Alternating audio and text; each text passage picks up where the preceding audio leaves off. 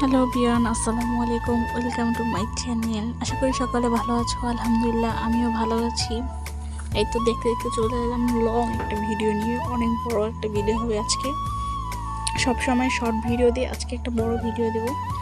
আস্তে আস্তে বড় ভিডিও দেওয়ার চেষ্টা করব। দেখো কি সুন্দর করে আমার নানু মাছ কাটতেছে, পরিষ্কার করতেছে, মাছের আঁশ ছিলে নিচ্ছে, পরিষ্কার টরিষ্কার করে তারপর মাছ কাটছে। আর জীবনের প্রথমবার আমি মাছ নিয়ে এসেছি, 3টা মাছ নিয়ে এসেছিলাম বাজার থেকে। মাস কাবারের যত বাজার টাজার আছে সব কিছুই করছে। বলো মাসিক মানুষ যে বাজার করে, তো ওই সব কিছুই আমি করে নিয়ে আসছি। কখনোই আমি বাজার যাই না, বা গেলেও আম্মুর সাথে। আম্মু সব কিছু করে। আম্মু বিগত দিন ধরে অনেক অসুস্থ।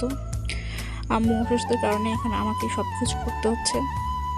এবার মাছ কাটতে পারি না দেখে নাম সুন্দর করে কেটে দিচ্ছে পিস পিস করে। এগুলো এবার পরিষ্কার করবে।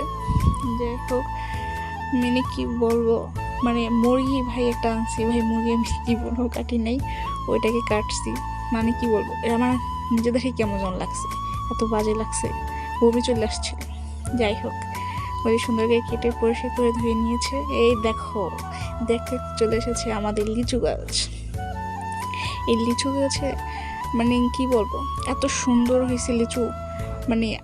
এর আগের বার লিচু থেকে এবার মাশাআল্লাহ অনেক লিচু হয়েছে, অনেক ভালো লাগতেছিল। কিন্তু আমার দাদা যে পরিমাণে কষ্ট করছে লিচু নিয়ে, লাইট ধরে রাখছে 2টা, ওই যে দেখতে পাচ্ছ লাইটও আছে এখনো। আর বাদুর মনে করে কীভাবে যে বুঝে ভাই, বাদুর সব লিচুই খেয়ে ফেলে, তাও লাইট ধরায় তা সে রাত্রেবেলা বসে পর্যন্ত থাকে। 12টার দিকে যায়, আবার রাত 2টা বাজে সে বাদুরে করে। কি আর বলবে, অনেক কষ্ট করছে। যাই হোক, সেই কষ্ট করার কারণে আমরা এই লিচু খাইতে পারছি।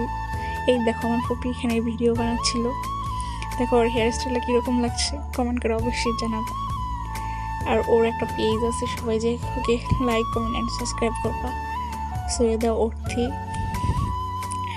আর এখানে হচ্ছে দেখো কাঠবাদাম গাছে দেখ কি সুন্দর লাগছে না, কাঠবাদামগুলি দেখতেও অনেক ভালো লাগছে। এই দেখো এক পাগল, ও প্রায় আমাদের এদিকে আসে, ছোট ছোট বাচ্চাদেরকে বাজে ইঙ্গিত দেখায়, বাজেভাবে করে। আর এখানে এসে দাঁড়ায় আসলে হঠাৎ করে দেখি আমার বোন জিজ্ঞেস করে, এই এখানে কি করস, ওর কোনো রেসপন্স নাই। দেন এখান থেকে যাইতে বলতেছি, সেও যায় না, তাকায় আছে। আর পুকুরে গোসল করতে গেলে মানুষ ও এমনভাবে লুকায় থাকে, কে কি করে না করে ওইখান থেকে বসে বসে দেখে। একদিন এক লোক দেখছে পর ও দৌড়ে পালাইছে। আল্লাহ বুঝে কেমন তোর পাগল। এর থেকে সবাই সাবধানে থাকবেন। দেখেন এখনও দাঁড়ায় আছে, ওরা দাঁড়ানো দেখে আরও হাসি পেয়েছে। যাই হোক, আমাদের জন্য সবাই দোয়া করবেন।